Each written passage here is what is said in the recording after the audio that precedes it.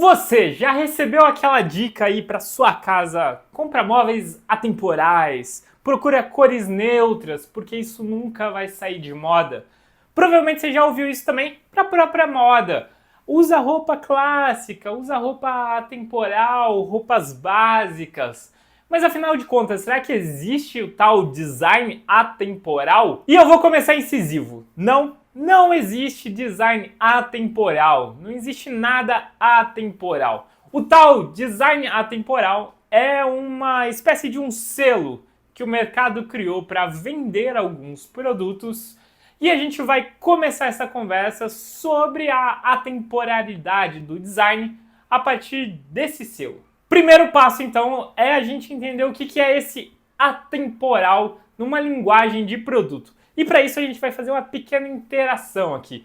Você vai imaginar um ambiente atemporal. E eu vou aqui descrever o ambiente que você provavelmente está imaginando. A gente começa pelas cores. As cores, em sua maioria, são tons terrosos, aqueles tons de terra mesmo, terracota, areia, um pouco de off-white para dar claridade. Às vezes o off-white vem na maior parte do ambiente com pontos ali acinzentados, um cinza chumbo, quase preto.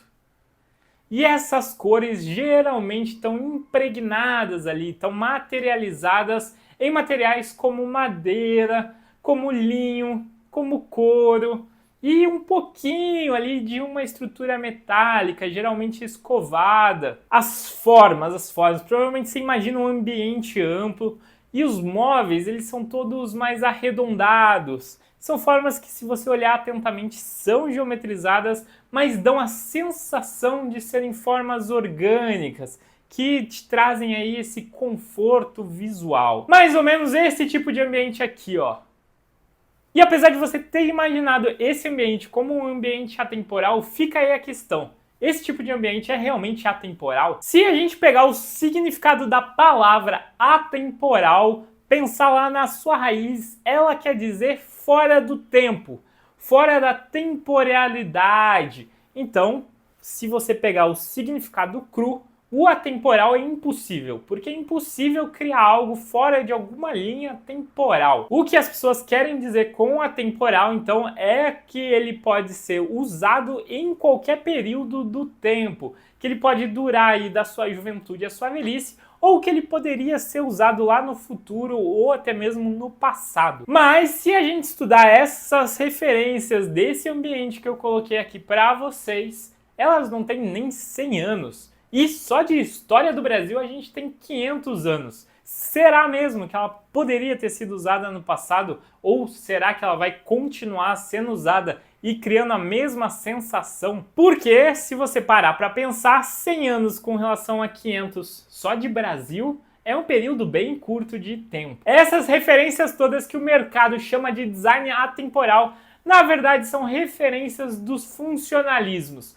Principalmente o funcionalismo alemão, o funcionalismo estadunidense e o funcionalismo escandinavo. E a gente consegue traçar esse período justamente pela linguagem desses produtos, justamente pelas formas e pelos materiais com que eles são produzidos, pela tecnologia da época. Logo, eles não estão fora do seu tempo, eles não estão fora de uma linha temporal. Na verdade, eles estão inseridos nesse contexto e a gente consegue ler esse contexto a partir de um objeto. Eles são uma espécie de fotografia da sua época.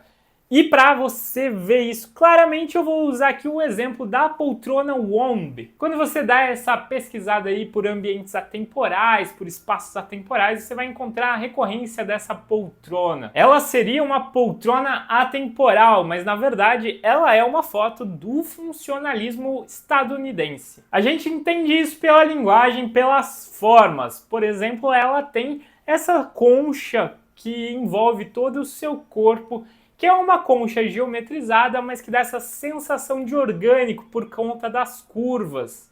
E essa concha só é possível de ser fabricada por uma indústria, por uma escala industrial, a partir do período determinado ali do final dos anos 40, começo dos anos 50, lá nos Estados Unidos. Porque é nesse período que vai começar ali a a implementação industrial do uso dos polímeros. Então as resinas plásticas começam nesse período e facilitam a produção desse tipo de forma mais orgânica. Lógico que você podia ali esculpir um tronco em formas orgânicas para criar uma concha, para fazer uma cadeira, mas isso não é nada industrial, esse seria um processo artesanal de produção. E além das tecnologias, a própria forma mais orgânica, essa forma mais fluida, essa fluidez de conforto, está ali relacionada com esses anos 50. Por quê? Os anos 50 são o período pós-Segunda Guerra Mundial, quando a economia dos Estados Unidos vai dar um grande boom. Então eles vão ter muito dinheiro lá e vão se projetar no mundo como a civilização do futuro, o tal Império Americano, e vão projetar isso no sonho americano, uma série de coisas, vai ter corrida espacial, todos esses avanços tecnológicos. Então essa sociedade daquele momento está disposta a mudar a forma de seus produtos, a comprar produtos que seriam futuristas ali na época. E aí entram essas formas mais orgânicas, porque a sociedade está aberta a elas. E como esse é um bom projeto no sentido formal ali de conforto, então é uma poltrona bem confortável, é um bom projeto no sentido produtivo, de criar uma viabilidade industrial, uma escala boa de produção.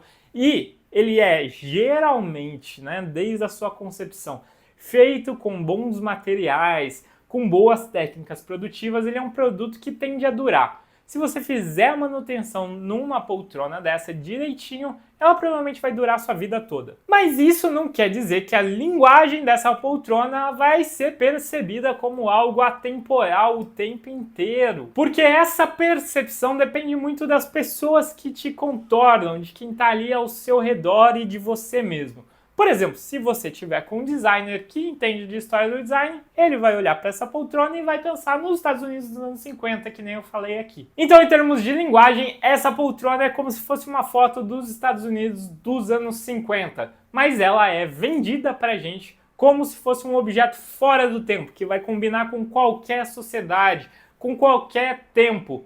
E você já parou para pensar como que isso acontece? É um evento bem complexo, mas a resposta é bem simples. Isso tem a ver com a colonização, o imperialismo e o soft power desses países. Então a gente precisa falar um pouco do funcionalismo, afinal de contas esses produtos vêm desses funcionalismos, mas sem fazer uma crítica moral. O que acontece? Esses funcionalismos, eles surgem como um movimento de design sempre atrelado ao avanço da industrialização.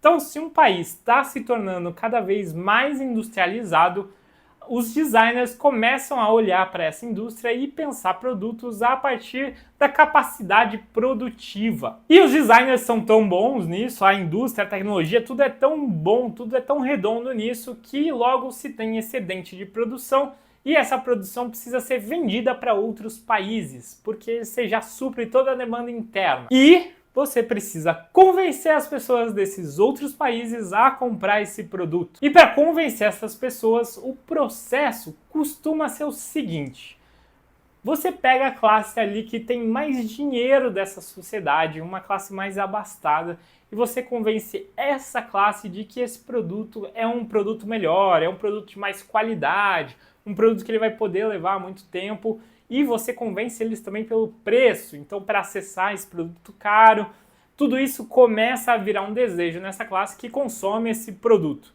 E esse consumo dessa classe gera um desejo nas outras classes sociais ao redor, porque esses produtos começam a virar sinônimo de prosperidade. Viram uma espécie de sinônimo de riqueza, e a riqueza está fora do dia a dia da sociedade, está fora do tempo. Então esse design atemporal nunca é atemporal. Costuma ser, na verdade, um funcionalismo estrangeiro que entra aqui no Brasil. Mas a discussão sobre a duração desse móvel, sobre ter um móvel para a vida toda, é algo que a gente pode discutir abrindo mão dessa linguagem de fora. Então a gente pode ter um design que não é passageiro, que não depende da moda da vez, que você não vai querer jogar fora na próxima estação.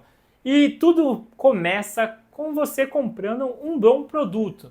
Então, sempre que for consumir um design, tenta consumir um produto de qualidade, um produto natural, um produto bem construído. Tirando esse básico, aí a gente avança para o lado subjetivo, que é o que mais me interessa. Uma linguagem, ela só vai ser atemporal para você. Então você tem que entender quem é você e que produto representa quem você é para você ter essa atemporalidade ali na relação com esse produto. Então talvez você, as suas características, a sua personalidade não precise de um produto funcional ali, funcionalista europeu.